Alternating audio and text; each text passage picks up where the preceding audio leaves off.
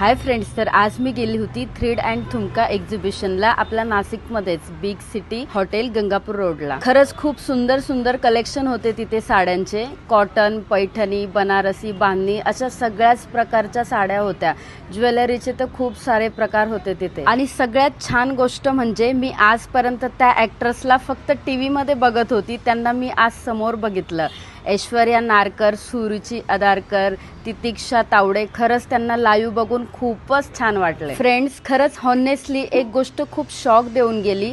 इतके successful actors ज्यांच्याकडे फॅम, पैसा, नाव सगळं आहे, ते सुद्धा स्वतःचा बिझनेस प्रमोट करत होते। लोकांना ऑनलाईन ॲडव्हर्टाइजमेंटमधून पर्सनली भेटून ऑफलाईन सुद्धा सेलिंग करत होते।